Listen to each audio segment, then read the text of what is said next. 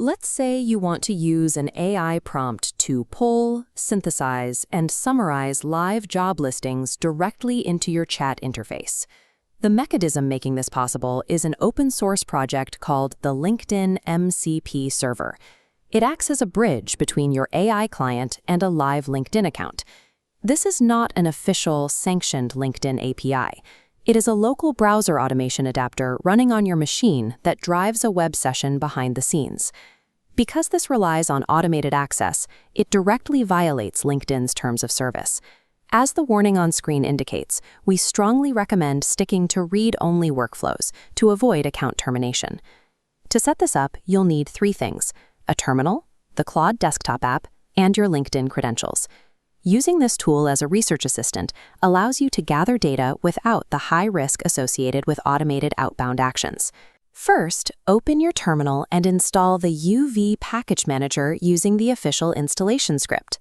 We will use a command called UVX to run the server.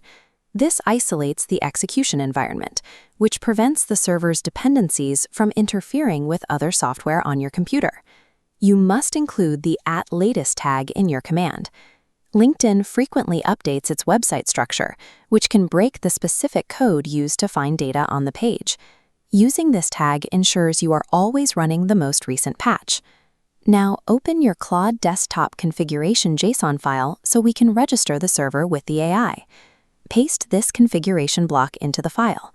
The key parts are the UVX command and the argument array that specifies that @latest tag we just discussed.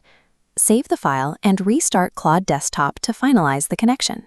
This isolated configuration ensures that every time the AI starts the server, it uses the most current version of the code, which is necessary to keep pace with LinkedIn's constant UI updates.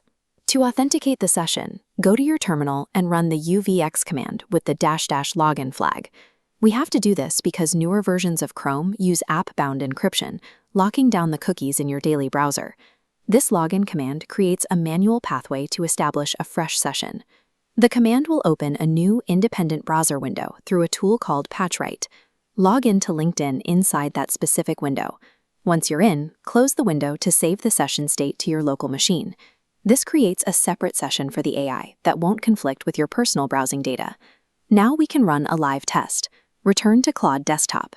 Give the AI a research prompt, like searching for machine learning roles in a specific city and asking for a summary of the top employer. In the background, the server runs these tool calls one at a time. It completes the job search, locks the session while it passes data back to the AI, and then unlocks to fetch the company profile. This serialization prevents browser state corruption. You can confirm the tool is working by comparing the AI's summary to the actual listings on LinkedIn.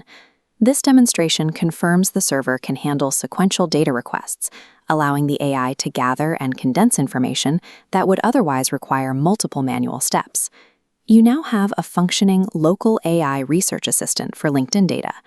Even with this setup, you should avoid using tools that send messages or connection requests. The project's issue tracker reveals why.